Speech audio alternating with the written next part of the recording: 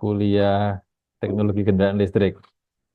Kita ngobrol aja, Tri, nanti kita rekam ini untuk bahan kuliah. Ini saya yang tampil, saya sama Tri ini. Oh, gitu ya. Nah, coba lah kita share itu ya, yang tadi ya. Jadi ini materi paper tadi, apa? Triwatra Anggit ya, dan teman-teman ya. Jadi ini paper pertama dari jurnal elektronik. Nama jurnalnya elektronik ya. Nah, nanti Tri Anggit, Indil, kalau ada suara boleh ikut suara lah, Indil ya. Jadi ini paper satu, ini kelihatan ya Matra ya. Kalau saya pindah dua, ini kelihatan. Bisa masuk Tri, yang dua Tri. Tiga masuk juga, apa lambat? Masuk langsung. Ya. Jadi nanti ini sekaligus untuk ini ya, jadi refreshing terkait EV ya. Jadi ini paper pertama ini kan bicara tentang apa namanya, review ya, review teknologi kendaraan listrik lah ya. Kemudian termasuk metode chargingnya ini yang Tri riset di sini. Kemudian juga terkait dengan standar-standar yang ada dan juga teknik untuk optimisasinya.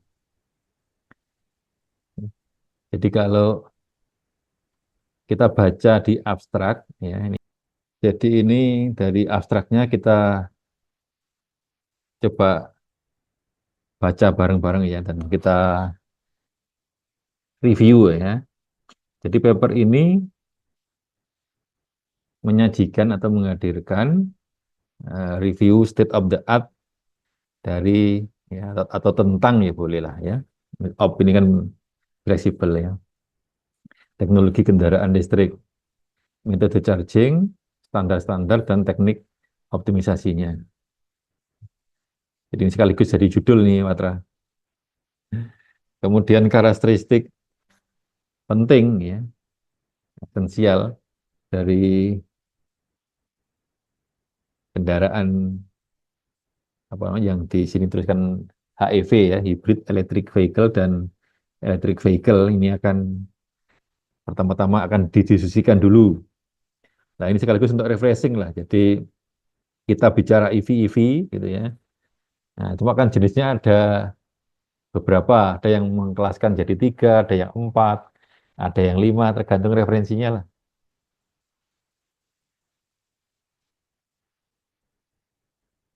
Nah, kemudian berikutnya nah, penelitian akhir-akhir ya, artinya yang terakhir-terakhir ini lah, ya, yang berkaitan dengan metode charging, charging EV. Nah, ini sekaligus refreshing tadi ya. Jadi biar nggak bicaranya CCCC terus gitu ya, CCCV gitu. Jadi ini metode charging EV yang dibahas di sini ada yang disebut baterai swap station, ya, stasiun swap baterai, ada wireless power transfer, ada conductive charging. Ya, sebenarnya perangkat-perangkat conductive charging udah banyak lah. Yang wireless transfer ya udah banyak. Ya. Kemudian ini ya, kemudian akan diikuti dengan sebuah diskusi ya, terkait standar-standar untuk electric vehicle. Nah, standar-standar yang dimaksudkan ini adalah terkait dengan level chargingnya, konfigurasinya gitu. Nah, dan selanjutnya di paper ini juga akan apa namanya ini ada beberapa teknik optimisasi yang paling sering digunakan untuk bidangnya Patra ini ya, sizing dan penempatan dari stasiun charging EV akan dianalisis. Nah, sehingga pada akhirnya ya, berbasis kepada insight yang ada ini ya, beberapa rekomendasi hmm, itu akan diberikan lah untuk penelitian lebih lanjut. Nah, kita yang sekaligus mau siap-siap untuk apa namanya riset berkaitan dengan teknologi kendaraan listrik ya. Meskipun di tim yang sekarang cuma Tri aja yang aktif ya, yang di riset dengan Pak Budi ya. Ya kalau sore-sore aja Tri, kalau pas siang-siang ya biarin aja dulu lah. Nah ini kalau kita lihat dari pengantar ya. Jadi kalau kita lihat di sini bahwa menurut penulis ini dikatakan bahwa kendaraan listrik ya, adalah apa namanya experiencing apa rapid growth. Jadi ini berkembang pesat itu aja lah kira-kiranya ya. Kalau mau diterjemahkan bebas karena karena tren global. Jadi ada 5 tren kunci global ini ya, apa namanya global kunci. Artinya ada 5 hal fundamental lah gitu ya. Ada 5 sebab kunci gitu ya. Nah, jadi yang pertama terkait dengan masalah apa namanya deflation apa penyusutan ya atau makin berkurangnya mungkin begitu ya. Dan juga ini ya berikutnya ada peningkatan kepedulian publik. Kemudian yang ketiga ada advance in teknologi dan komersial efektif. Jadi ini ya, pertumbuhan inilah ya, pertumbuhan renewable energy ya, teknologi dan efektivitas komersial dari teknologi renewable energy. Kemudian yang keempat ada apa itu pengembangan eh, sistem ya, sistem kendali elektronik ataupun kendali apa namanya motor elektrik ya itu ya. Artinya ada kemajuan lah di dalam sistem kendali elektronik ataupun sistem motor elektrik sendiri ya, yang dapat mengendalikan apa namanya EV propulsion. Artinya ini propulsion ini apa? Pendorong ya, pendorong penarik. Pokoknya intinya untuk penggerak ya, penggerak EV gitu ya secara langsung. Nah, berikutnya juga ada kemajuan di dalam teknologi pendukung EV ya, yang di sini disebutkan ada G2V itu ya, grid to vehicle ataupun yang V2G. Nah, ini banyak tema lah yang ini. Jadi ini apa namanya? Nah, backgroundnya itulah ya, yang melatar belakangi yang mendorong pertumbuhan EV.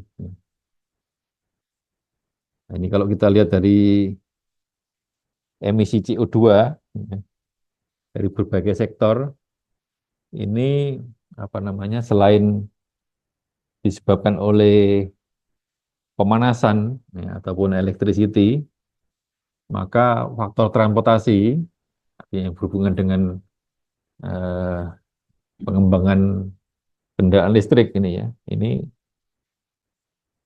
apa namanya menempati ranking kedua ya, 22% mengakibatkan terjadinya apa emisi karbon dioksida. Nah, sehingga ini kalau bisa direduksi ya harapannya alam ini lebih baik lah gitu. Ya meskipun ada guyonan transportasinya turun, tapi di tempat lain terjadi pembakaran batu bara untuk membangkitkan listrik yang dipakai untuk mencharging ya. Itu masalah lain lah nanti ada diskusinya lebih lanjut lah itu ya. Ini kita lewati dulu aja ya ya. Banyak ini ya. Jadi ini kalau kita lihat apa namanya ini misalnya kalau di negara New Zealand ya. Di negara New Zealand ini gambarnya gimana kok begini ini. Ini warnanya ada beda sedikit itu ya istilahnya ya, yang hijau itu ya. Nah, ini ada beda sedikit lah, cuma nggak itu kelihatan. Oh yang merah ya. Oh yang ini, jadi ini kurang ke sini lah ya warnanya. Nah, kalau di New Zealand relatif lebih lebih rendah dari rata-rata ini ya, Ti, ya. Kalau kita ya tidak 22 tapi 15 saja. Nah, kita coba baca yang ini sekarang. Jadi paper ini, paper review ini menginvestigasi teknologi EV saat ini ya, yang dihubungkan atau dikaitkan dengan beberapa metode atau standar charging yang ada. Nah, dari tulisan ini atau paper ini, kontribusi utamanya adalah melakukan review dan diskusi terkait EV ya, yang berkaitan dengan teknologi berikut ini. Jadi ada standar charging tadi, ya, ini apa namanya? Jadi standar charging ini diatur atau didefinisikan oleh society inilah ya. Jadi kalau bidang-bidang komunikasi, seringnya standarisasinya kan misalnya oleh IEEE dan sebagainya protokol-protokolnya. Jadi ini ada ini dari SAE ini. Kemudian sistem charging ini yang sempat kita baca ini tadi ya, yang onboard offboard ini. Kemudian teknik optimisasi untuk nah ini di baterai nih yang terkait baterai itu baterai ya, yang ada ukuran penempatan ya, dari stasiun charging EV. Ketika tujuan dan ya ada pembatasan-pembatasan ya atau constraint gitu ya yang berbeda. Jadi ketika ada tujuan ataupun situasi keterbatasan-keterbatasan yang berbeda. Nah, sehingga ini mungkin kita lihat gambar aja ya biar agak cepat ya. Jadi ini berkaitan dengan teknologi kendaraan listrik. Jadi ini kalau kita lihat di sini kan ibaratnya isu utamanya ya dari kendaraan yang internal combustion itu ya, yang kendaraan atau mobil konvensional adalah bahwa konsumsi apa namanya fosil ya atau minyak fosil ini apa namanya ya harganya ini makin naik gitu ya dan ini juga menyebabkan permasalahan dua permasalahan utama ya artinya dikatakan di sini adalah masalah keselamatan energi dan juga emisi CO2 ini, kepada lingkungan. Nah, jadi ini kalau kita lihat di gambar tiga ini, ya, jadi ini gambar tiga ini ada teknologi vehicle yang adalah secara tipikal dibagi menjadi empat kategori. Nah, nanti soal referensi lain membagi jadi lima, ya, ya boleh saja nanti ya, ada tambahannya dari sini lima. Nanti ada yang bagi enam ya silakan aja lah. Cuma yang common ini referensi yang umum ada empat ini. Nah, jadi ini ada empat kategori utama yang ditunjukkan di gambar tiga. Yang bergerak dari kiri ke kanan ini adalah, jadi ini diurutkan sedemikian rupa, ya. Jadi dari kiri ke kanan itu meningkat eh, persoalan kelistrikannya lah gitu ya. Jadi kalau yang sebelah kiri ini kendaraan konvensional, artinya yang masih pakai mesin combustion, artinya engine saja gitu ya. Nah, jadi ini nanti asumsinya punya mobil ini, Watra. Nah, jadi kalau mau riset maka pilihannya kalau mau langsung replace ya yang paling kanan. Jadi pola pikirnya ini mobilnya tetap. Jadi tinggal mengganti mesin combustionnya ini dengan apa namanya motor listrik. Ya. Otomatis kalau mau yang bisa regenerative braking ya berarti yang dia didesain khusus untuk sekaligus motor ataupun generator. Nah, sehingga bahan bakarnya ini diganti dengan baterai banyak itu. Jadi full ini baterai. Nah, cuma sekarang ini kan ketika kita bicara umum ya, ketika disebut EV ini jadi relativitas karena yang dijual di pasaran saat ini di Indonesia misalnya itu adalah yang nomor dua kan, artinya tetap yang banyak kan hibrid kan yang dijual di pasaran ini. Itu sendiri ya. sekarang mungkin banyak yang sudah full electric vehicle sih Pak. Kalau hybrid itu Hmm. kurang populer kayaknya Pak, masih kurang populer. Iya, Bob. Tapi sebenarnya secara infrastruktur paling mudah hybrid itu Pak. Cuman ya kalau kepopuleran malah kelihatannya lebih populer yang EV, full EV. Jadi ini kemarin saya lihat yang di kendaraan DPR tingkat 2 ini, yang hibrid ini, yang Innova. Oh, Innova. Sama ini kalau Hmm. hybrid itu Camry itu Pak yang ada. Camry kalau nggak salah. Nah, itu kalau yang DPR 1 lah, DPR pusat dulu. Ya, jadi apa namanya? Ya, jadi seenggaknya kita ada 4 kategori inilah ya. Jadi yang kalau yang hibrid ini tetap konvensional jalan, kemudian berarti ya ada supply-nya baterai. Mohon maaf ini tulisannya Y-nya hilang ya. Jadi maksudnya ini baterai. Nah, kemudian di sini ya apa namanya motor penggeraknya. Nah, artinya ini secara prototipenya seperti inilah. Nah, sehingga kalau memulai riset ini, nah jadi tinggal kemudanya yang mana. Jadi kalau paling mudah ya yang kanan, replace. Tapi kalau ngomben ini jadi berikutnya agak lebih inilah ya perlu waktu untuk banyak mengatur kan kalau mengkombinasi. Nah, kalau yang ini pun apa namanya juga kombinasi. Jadi ada fuel cell ini ya. Jadi ini unsur utamanya ya hidrogen ini. Nah, cuma ke depan isunya yang baterai ini ada baterai yang dari nuklir itu ya. Nah, tapi juga muncul isu berkembang. Jadi mungkin boleh jadi eh, kendaraan listrik ini juga apa namanya ya kita belum bisa prediksi lah. Apakah 10 tahun, 50, 20 tahun ke depan itu justru akan yang dikembangkan. Nah, kita belum bisa menganalisis sekarang ya.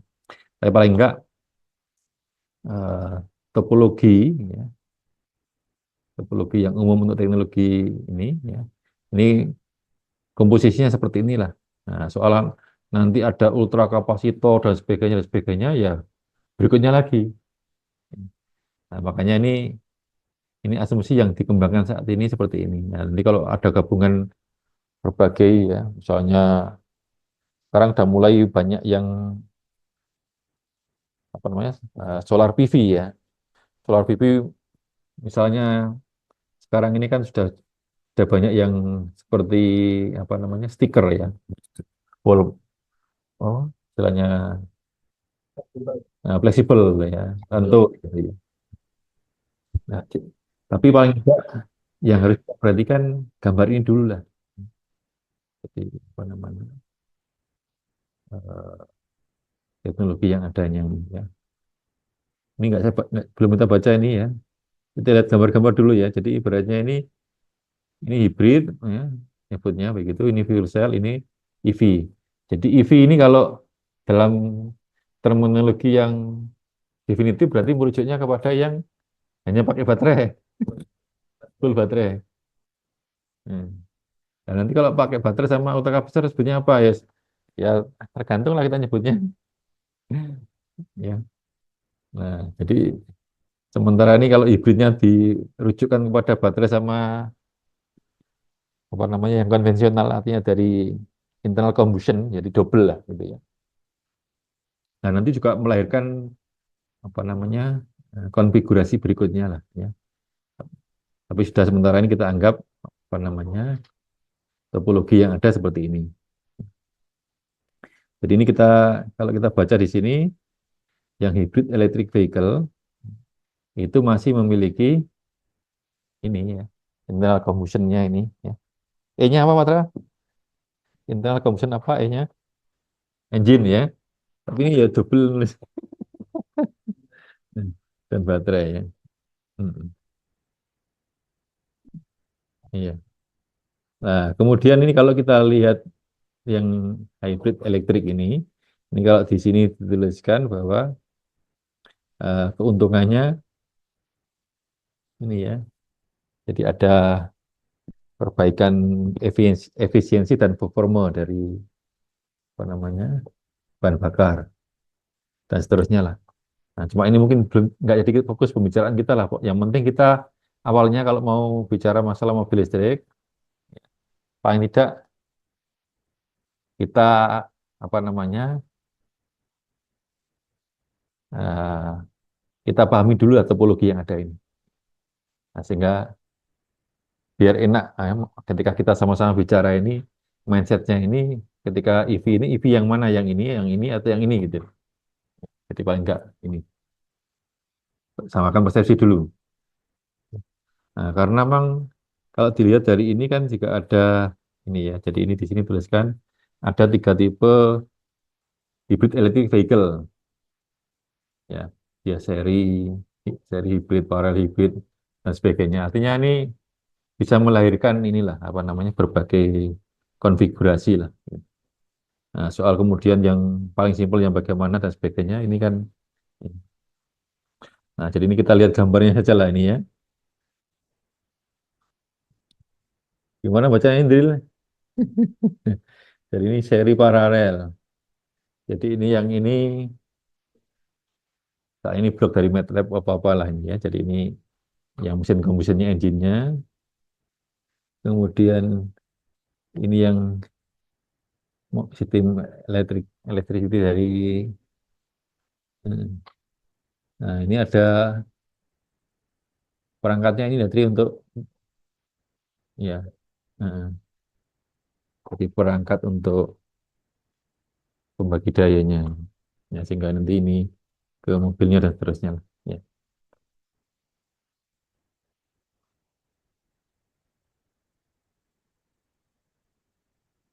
Nah, kemudian berikutnya ini ada mode ya, apa istilahnya mode operasi. Mode mode operasi untuk yang hybrid electric vehicle ya. Nah, jadi ini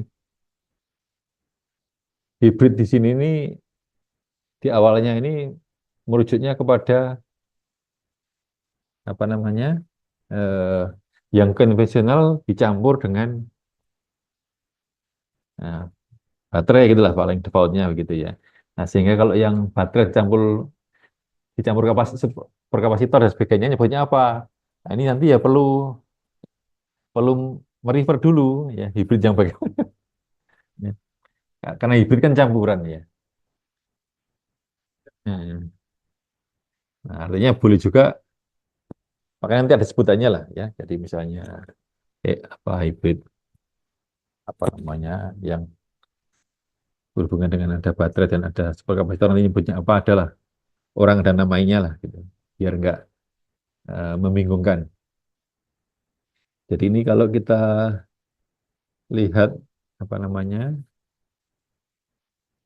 dari gambar ini ya. Jadi ini ada masalah ini ya mode operasinya ini. Hmm. Apa bedanya ini yang kiri? Jadi ini bicara masalah ketika start dan apa namanya kecepatan dari rendah sampai kecepatan menengah lah gitu ya. Nah ini apa namanya berarti hanya pakai dari baterai ya ini ya. Tanpa fuel, tanpa Hmm. Nah makanya ini skenario-skenarionya ya. Jadi ini kalau yang dikendarai ya kondisi normal. dia Kondisi ngisi ya. normal Dia menggunakan engine dan ngisi baterai. belum isi baterai gitu. Nah, jadi ini suddenly jadi apa namanya mendadak kita melakukan akselerasi gitu ya. Nah, jadi ini akhirnya ngebusnya dua-duanya gitu. Ya, dua-duanya gunakan. Jadi kita pengen nyalip lah misalnya gitu ya. Nah, itu dua-duanya jalan. Nah, tapi kalau pas ngerem, nah ini harapannya apa regenerative braking berarti gitu. Jadi tidak jadi motor tapi jadi generator gitu loh. Nah, sehingga nanti ya tergantung ini nanti motornya apa nanti. Nah, kalau di sana motornya DC-DC ya nanti kamu bisa pakai yang bidirectional DC-DC itu, tapi dia difungsikan motornya khusus itu. Jadi di ya kalau secara ilmu elektrik motor diputar bolak-balik bisa jadi apa namanya motor ataupun generator gitu ya. Tapi ya dalam prakteknya nggak begitu nanti ilmunya anggit ini anggit. Masalah bearingnya dan sebagainya kan harus dipikirkan. Artinya apa namanya memang motornya didesain khusus supaya bisa berfungsi sebagai motor dan pada saat nanti berfungsi sebagai generator itu dia lain lah apa namanya desainnya itu lain.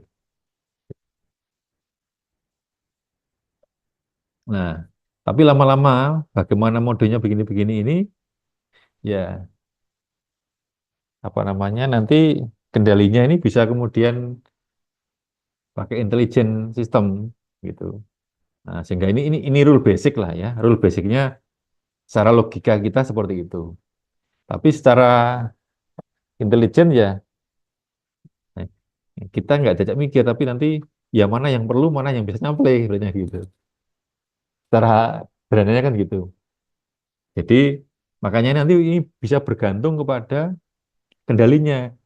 Jadi ibaratnya kalau misalnya makanya ini kalau dulu pola pikirnya misalnya kendalinya kan ada kendali saklar, ada kendali berbasis medan, ada yang director control misalnya gitu.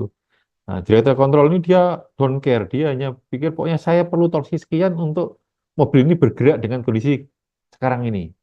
Maka ya kombinasi yang ada ini ibaratnya dia akan nurut, dia akan nyamplai kebutuhan gitu. Nah, jadi sudah bisa cerdas begitu loh. Nah, makanya ini penelitian ini banyak melibatkan banyak bidang keilmuan. Nah, kemudian ini yang kedua, ya, ini yang EV dan sebagainya lah. Ya ini perlu dibaca, dicerna lah setelahnya kalau mau memahami secara detail ya. Tapi ini kita apa skimming aja lah ya, kita baca cepat aja lah. Nah, termasuk ini mode operasi yang gambar 7 ini apa namanya? Ini ada yang semua waktu. Nah, karena ini full electric vehicle ya. Yang kanan berarti ya ketika ya mulai apa namanya? eh, pelambatan ya atau direm. Yes, yes. Nah, berikutnya yang tiga ini ada fuel cell electric vehicle. Hmm. Nah, ini pun ada melahirkan di sini ya, dituliskan ada dua kategori. Nah, sehingga nah ini ada yang dicari Watra ini, ya, ada ultra kapasitor Watra. Jadi ini nyebutnya fuel cell electric vehicle. Jadi utamanya fuel cell. Ya. Nah, yang ini ditambahi, eh? Ya, artinya tambahi baterai ya, atau ultra kapasitor. Ya. Maka ini nyebutnya fuel cell hybrid.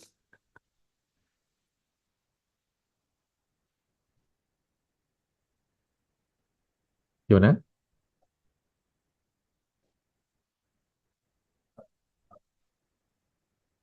Hmm.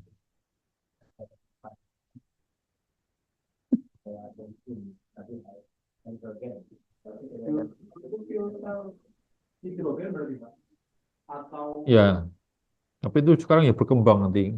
Nggak tahu wujudnya jadinya kayak apa. Hmm. Hmm. Hmm. Utamanya hidrogen. Ya, utamanya hidrogen. Ini teman-teman kimia lah yang fokus di situ. Hmm. Ah, ah.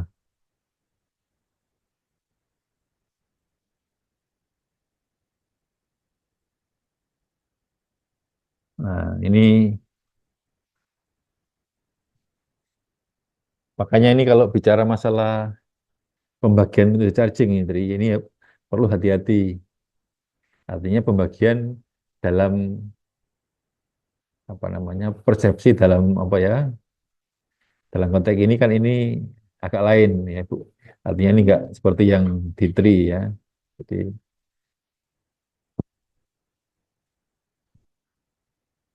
jadi ini dalam konteks ibaratnya ini apa namanya apakah konduktif, apakah wireless gitu lah ya.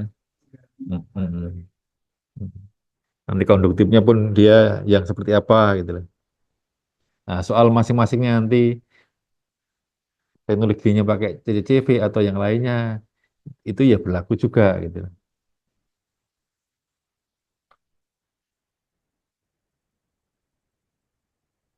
Kita lihat gambar-gambar aja ini ya.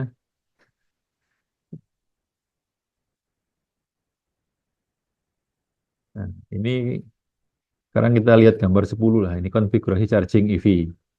Ya. Jadi ini konfigurasi charging EV untuk yang off ya, off hot ya. Jadi ini DC level 1 dan 2 atau mode 4. Nah, ini diatur lah ya. Berarti mau nggak mau ya lihat tabelnya nanti apa istilahnya lah. Lihat ketentuan yang ada. Ya, level 1 bagaimana, level 2 gimana, level 3 gimana kalau ada misalnya mode-mode itu juga gitu. Mesti lihat tabel lah nanti ya.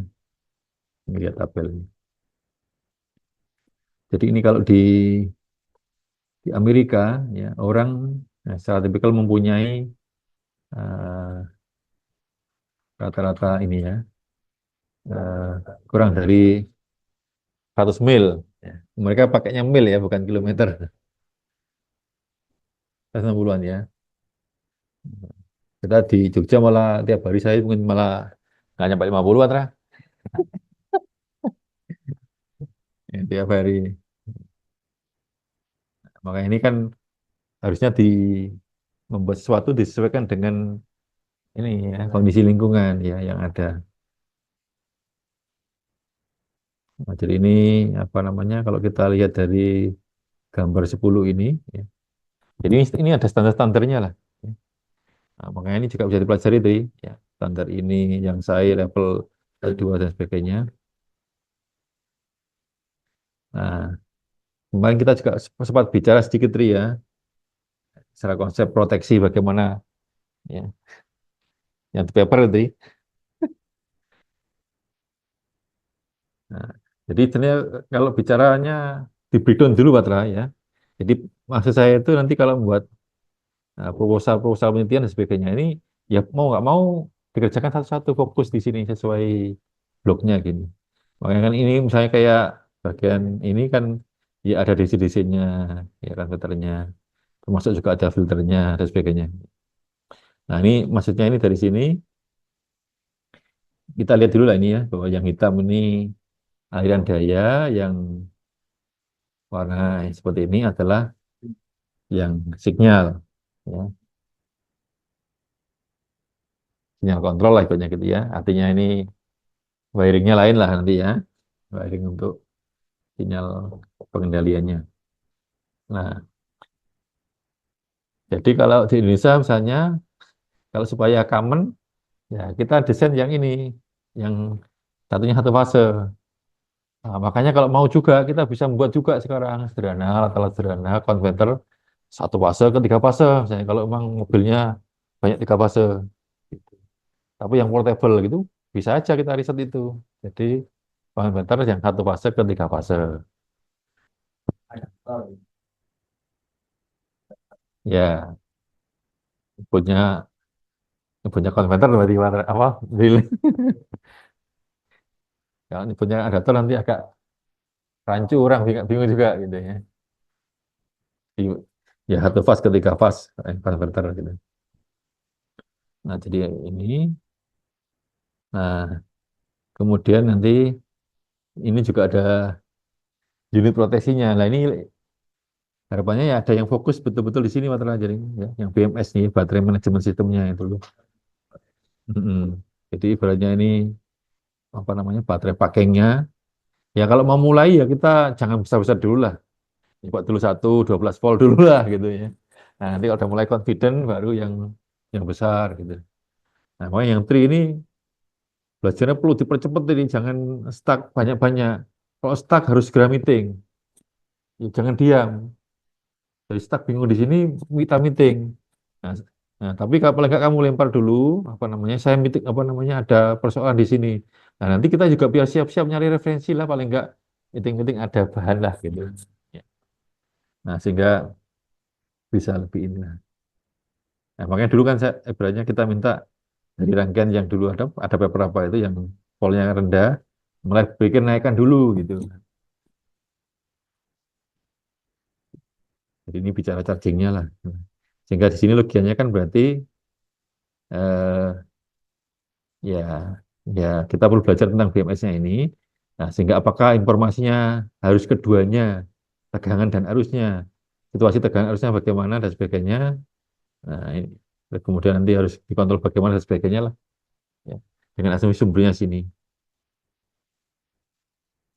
Nah, awal-awal ya boleh juga dengan apa namanya komponen ini setengahnya merakit dulu ya bolehlah untuk hanya nyoba gitu. Nah, tapi paling enggak kalau mau nyoba nyoba BMS-nya gitu Pak Tra. Jadi kita bisa riset di situnya. Artinya baterai yang tinggal menyelesaikan lah gitu ya. Tinggal beli modal kalau baterai kan. Nah, sekarang berikutnya ini kalau yang AC, AC level 1 dan 2. Nih, tadi yang ini adalah yang DC. Jadi, yang sini jadi yang op. Output kemarin apa, Andri?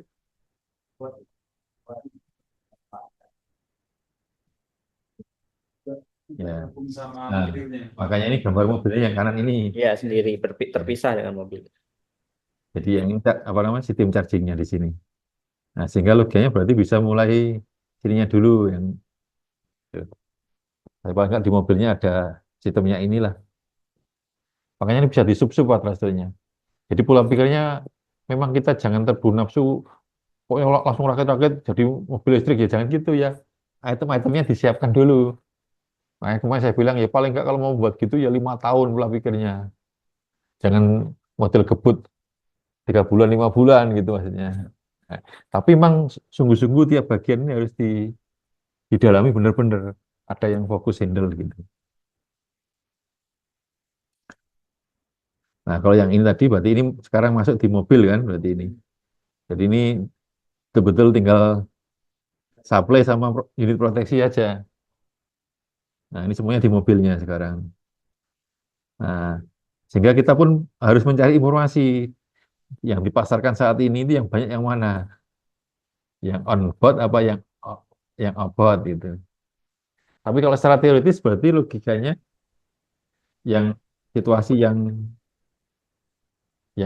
hot ini kan berarti kan asumsinya kemarin kita bacanya adalah ketika baterainya sendiri sudah banyak gitu kan. Nah, kuasanya besar sehingga yang ini yang kita keluarkan sehingga tidak menjadi Berat. apa menambah berat kepada mobil. Tapi kalau kalau ini berarti asumsinya logikanya untuk jarak yang lebih dekat kan berarti sehingga apa namanya sistem konverter untuk chargingnya diletakkan di mobilnya. Nah, sehingga ini kalau seperti ini apa namanya tinggal colok lah banyak di rumah itu gitu. Nah, untuk orang Indonesia maksudnya ini kendaraan listriknya ini untuk jarak-jarak dekat gitu. Jadi seperti inilah yang kira-kira mungkin sesuai untuk situasi di Indonesia. Nah, ini standarnya tadi yang tabel 1 dulu ya, yang belum ya. Tabel 1 tadi, tabel 2 harusnya. Nah, inilah standar-standarnya ini. Artinya ya kita mungkin sulit menghafal, tapi lama-lama mungkin kalau karena tiap hari lihat gitu ya mungkin lama-lama hafal refleksnya. Ya kayak kita ngapalkan apa namanya kabel untuk charging HP itu yang apa mode ini lama-lama hafal oh yang ini Type C yang ini kan gitu. Oh, mikro apa namanya mikro USB. Nah, ya. Nah, artinya ini standarnya inilah ya. Jadi ada oke, standar ini, standar ini, standar ini, ya, sehingga fasenya ini single ini dan seterusnya. Tapi ini kok nggak mengcover yang three phase ya? Artinya ini belum inilah ya, belum stabil ini mestinya ada lah yang ini ya. Tapi mungkin karena asumsinya bukan kendaraan yang untuk industri, asumsinya untuk apa namanya rumahan ya mau nggak mau, yang banyak kan yang single phase ya nggak merepotkan kalau tinggal. Ya, nah ini standar-standar yang ada teknik optimisasinya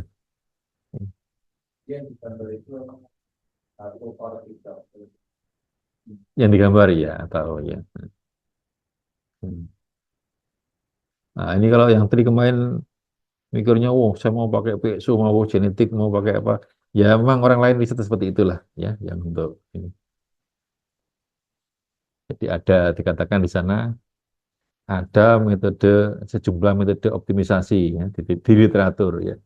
Nah utamanya ini apa yang dipelajari Anggit juga ini Anggit ya teknik optimisasi yang heuristik ini lah. Jadi ada PSO, genetik dan sebagainya. Mau nggak mau ya dikit-dikit kalau mau mau dimasukkan ya harus refresh lagi lah. Iya, mau nggak mau ya ada rumus-rumus gini.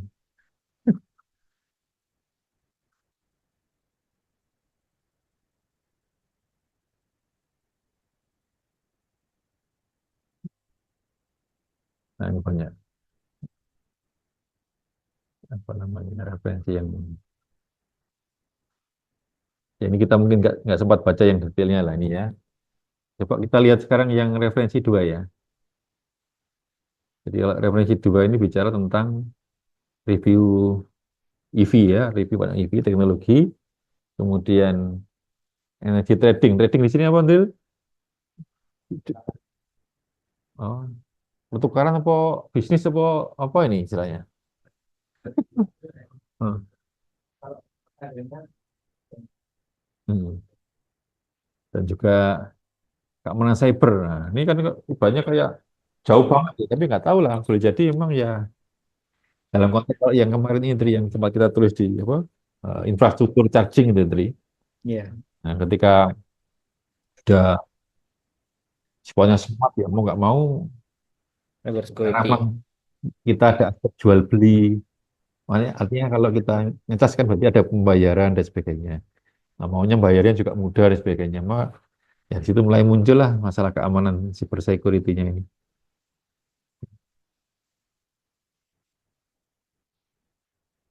Nah, ini kalau kita lihat sekilas di sini ada ya, rule dari apa namanya sumber energi terbarukan untuk pada EV, ya, pengembangan motor traksi EV, power converter untuk EV, teknologi komunikasinya, teknologi baterainya, teknologi chargingnya sendiri, ya, fast charging, public charging, dan seterusnya. Nah, kemudian ini bicara cyber security-nya. Ya kita lihat sekilas dulu lah ya. Jadi kalau mau baca lebih detail ya besok-besok lah. Kita cari gambar-gambar dulu aja lah ya. Ini yang mirip-mirip kayak tadi lah ya. Meskipun dari apa namanya angle berbeda. Jadi dari sumber yang di sini untuk masalah emisi apa namanya yang gas CO2 lah ibaratnya gitu ya. Ini agak lain ini. Yang tadi transportasi nyebutnya 22, di sini 29. Ya, ya biasa lah ya namanya tahunnya beda, mungkin referensinya beda. Hmm.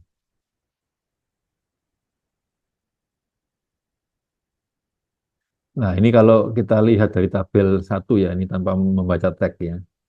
Jadi ini ada perbandingan kinerja dari variasi motor yang digunakan pada kendaraan listrik lah. Jadi ini di sini ada 4 jenis motor listrik ya. Ada BLDC, ada permanen magnet sinkron mesin, ya, atau motor bolehlah ya.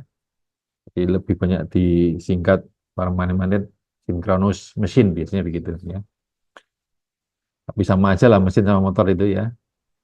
IM ini ya induction motor, induction mesin itu sama barangnya ya. Jadi nanti tinggal ini termasuk yang switch reluctant motor atau mesin ini. Nah, cuma saya sendiri juga belum pernah lihat barangnya ini. Belum pernah beli. Nah, kalau yang PLDC sudah sering ya kita lihat sehari-hari. Begitu pula yang paling populer ya mesin-mesin. Ya. Yang permanen mati sinkron mesin ini juga banyak tipe. Nah, tapi nanti secara keilmuan yang PLDC ini sebenarnya kategori sinkron juga sebetulnya secara kaidah awalnya. Tapi kemudian akhirnya dibandingkan dua yang ini sama ini. Ya, jadi ini meskipun BLDC ini 3 fase, cuma cara kontrolnya kayak motor DC. Nah, yang permanen magnetic sinkron mesin ini agak ya memang efektif apa istilahnya powerful, tapi agak sulit juga. Jadi kalau motor yang lain begitu dikasih sumber dia muter, yang permanen magnetic ini nggak bisa muter karena dia sinkron nggak terjadi ini. Jadi harus ada energi awal untuk menggerakkan. Nah, nanti kalau dia mulai bergerak, dia baru bisa bergerak. Harus ada pemicunya. Gitu. Jadi harus ada yang membuat supaya dia seperti motor induksi, supaya ada nggak sinkron dulu. Nah, makanya kalau yang PMSM ini permanen magnet sinkron mesin atau sinkronos mesin, nah yang induksi ini asinkron mesin sebetulnya. Nah ini perbandingan apa namanya power density-nya, ya. Jadi artinya kerapatan dayanya pada ini ya berbanding kepada berat ya. Jadi power dan beratnya ini satu setengah, ini 1,5. Loh, bener apa enggak ini? Buat dibagi berat. Berarti untuk berat yang sama, kuat banyak powernya mana kok kayak terus ya jadi beratnya tetap lebih berat ya karena dia mengapa berat? Karena pakai magnet. Nah, tapi ini ya kerapatan torsinya ini yang lebih besar. Menang di torsi BMSM. Tapi yang ini kurang. Hmm. Nah, kenapa kenapa kira-kira kok motor DC, PLDC digunakan dibanding yang lain-lainnya kan dia torsinya lebih jelek ya. Tapi kenapa kira-kira dipakai? Ya ini apa namanya kontrolnya mudah. Kayak dia kayak motor DC. Ya 3 fase tapi meskipun 3 fase dia mudah. Jadi dia bisa tinggal disiapkan packing nanti dia sistem kontrol tertentu. Nah dia sudah bisa dimainkan variabel kayak motor DC. Begitu kontrol yang dalam bentuk apa itu sistemnya itu disiapkan, sudah tinggal dia dioperasikan sebagaimana motor DC. Nah, tapi ini kalau dilihat dari maksimum speed, yang paling banyak, yang paling tinggi yang SRM.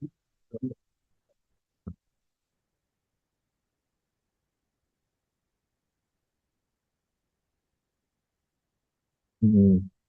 Tapi ada faktor capacity overload-nya. Jadi ini yang SRM yang paling tinggi. Nggak tahu loh bunyinya apa. Nanti artinya perlu belajar juga itu faktor capacity, sebagainya. Efisiensinya. Nah, ini kalau bicara masalah efisiensi, yang BLDC yang paling kurang. PSMM bagus. Kalau yang IM kok kok kok nulisnya sasis factory ya, kok nggak sasis faction ya? Hmm. Bukannya faction harusnya. 1% sampai 1% lebih daripada IM. Bagus sedikit. Nah, jadi ini kalau power faktornya ya PMSM yang paling tinggi.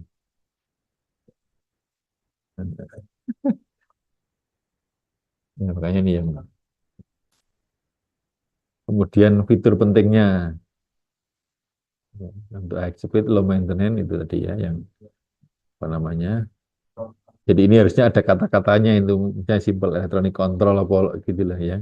Kalau yang high reliability, kalau yang electronic control ini kan jadi nggak ada kata-katanya. Jadi dia mungkin ikut depannya itu mas sendiri. Ya.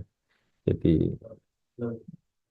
jadi mungkin ya ibaratnya ini less lah gitu ya yang tepat less electronic control gitu. Yang sebelah kanan PSMM itu berarti dia higher efisiensi. Jadi dia, nah, jadi memang harus dibedakan Matra ya. Jadi antara size sama apa namanya yang massa beratnya ini ya, ya ukuran dan ini ya. Heeh. Tapi di sini juga, tapi ini dia yang PMM ini ada namanya pure high speed reaction ini ya. Nggak tahu lah ini. Hmm. Reaksinya ya. Nah, makanya ini kalau kita mulai riset sebetulnya, kalau mau beneran apa, mobil listrik ya, ini untuk kondisi saat ini analisis kasar saya itu ya yang lebih tepat yang motor induksi 3 fase.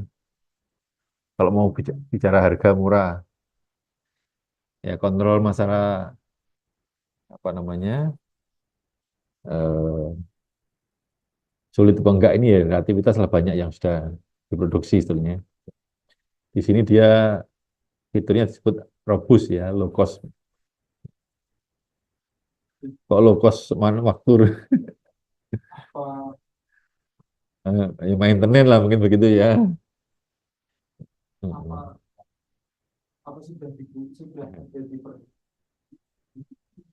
Road construction and apa namanya teknologi ini ada apa mapan nih lah. Nah ini yang penting juga lah. Kemudian keterbatasannya ini. Jadi ini apa namanya ya kalau motor PMP LDC ini mahal lah magnetnya. Nah, kemudian dikatakan di sini torsi kalau torsinya besar ini sulit lah untuk terkait dengan kekuatan mekaniknya gitu.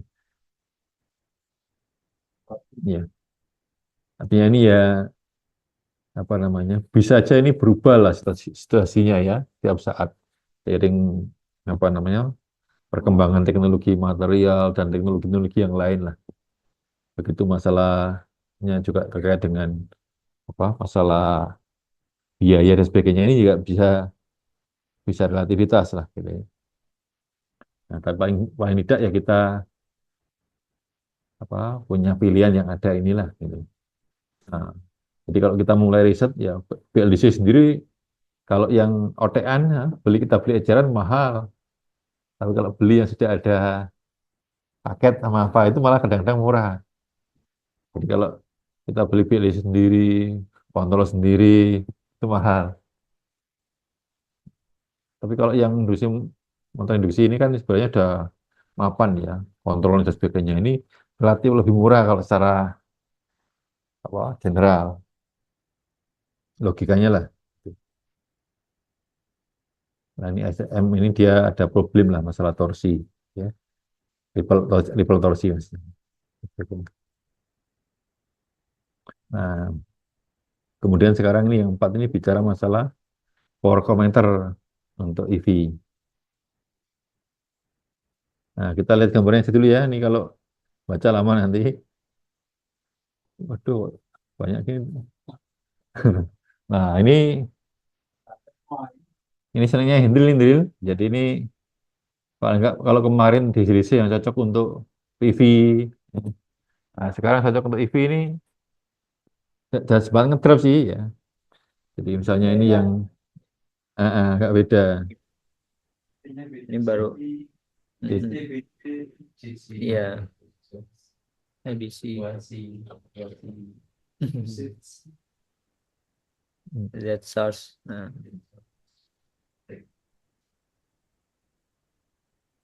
agak beda dengan yang digunakan di apa, eh. IPV. Ya, Nah, nanti yang masalah trading ini, masalah market nih nanti ini kelihatannya.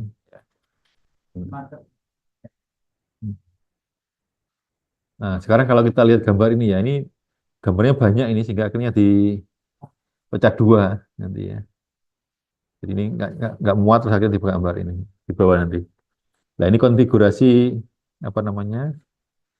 eh, di sini konverter ya, non insulated ya, yang cuk, yang harusnya nah ini ya, yang SBC tadi ini, yang ini kemarin sama Del ini yang CI kamu lah, kamu tulisnya cuma CI itu Del. Eh, ya, terus yang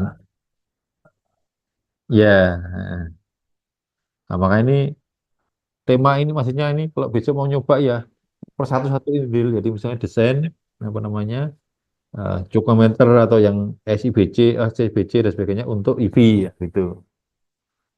Nah, jadi nanti masalah baterai manajemennya gitu.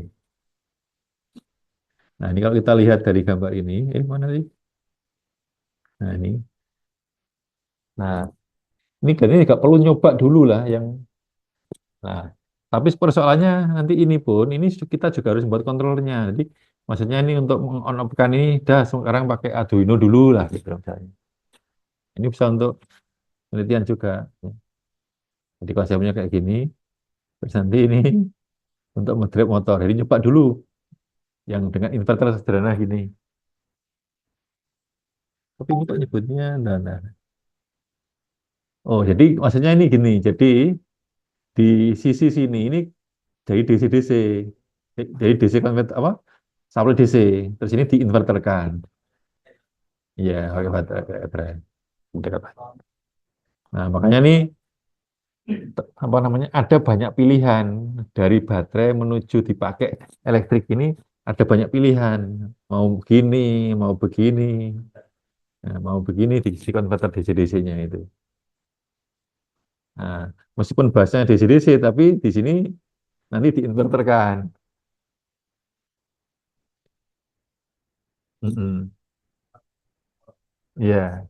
Nah, sehingga harapan saya gini nanti dibuat apa namanya proposal misalnya DC-DC tapi untuk begini topologi satu ini, topologi dua ini dan sebagainya dan sebagainya gitu loh, ya.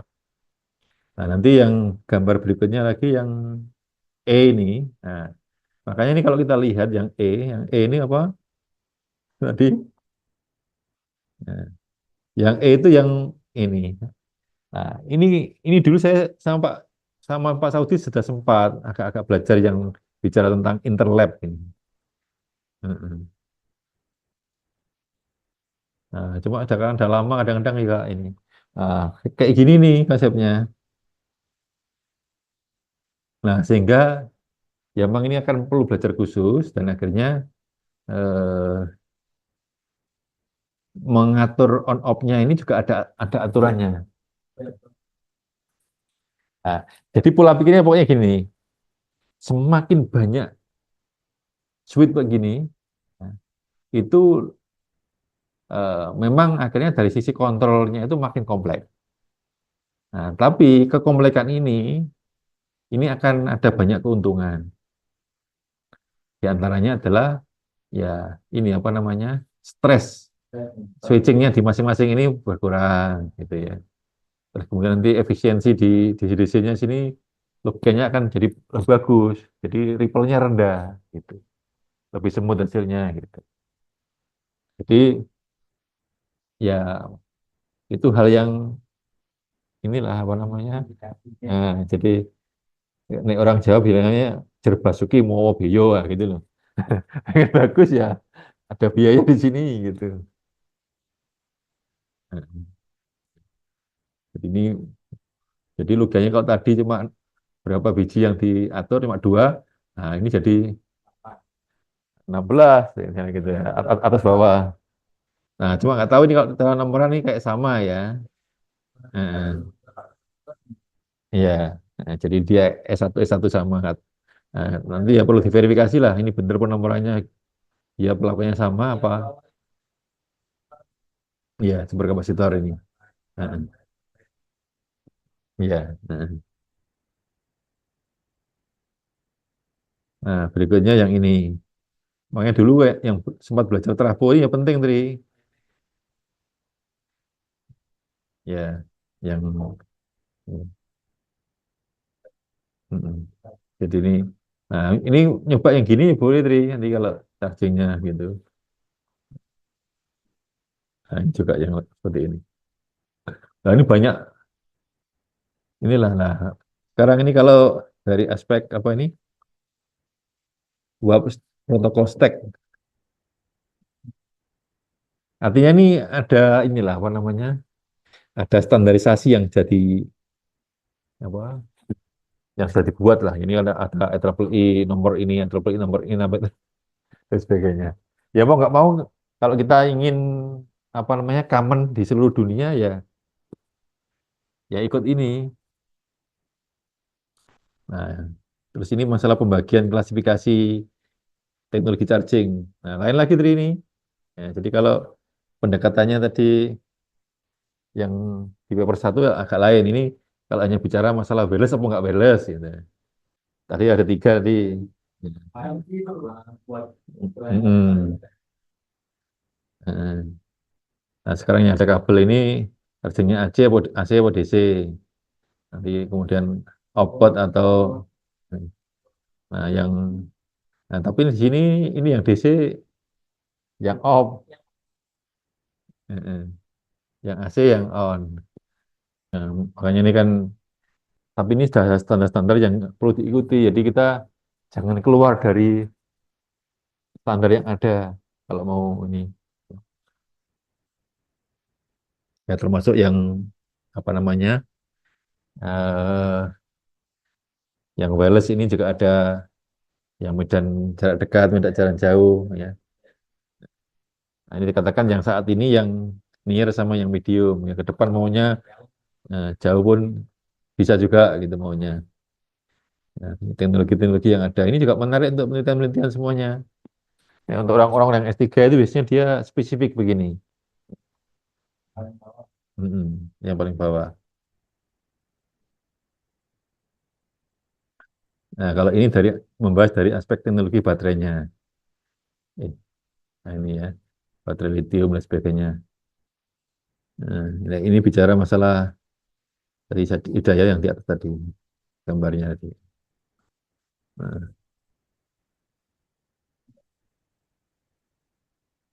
nah, ini kalau konfigurasi sistem charging ya.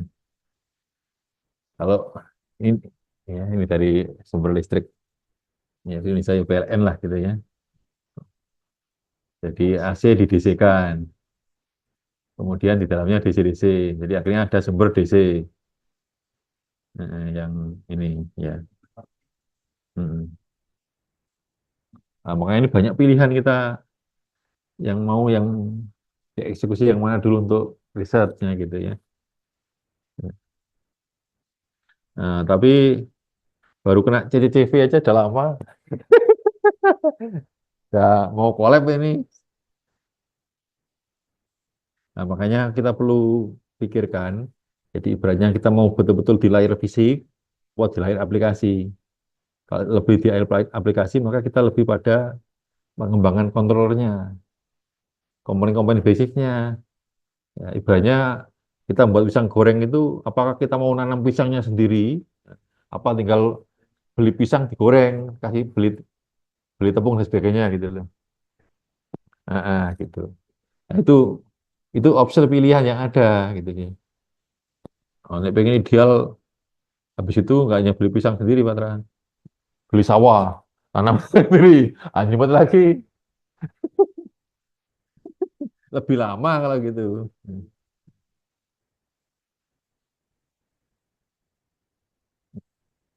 Oke lah, sementara dua ini dulu lah ya. Ini udah sampai setengah tiga ini, udah kuliah berikutnya ini. Oke, terima kasih kita cukupkan ya. Nah, ini terima kasih kita tadi dengan bacaan alhamdulillah, alhamdulillahirobbilalamin. Assalamualaikum warahmatullahi wabarakatuh. Waalaikumsalam warahmatullahi wabarakatuh.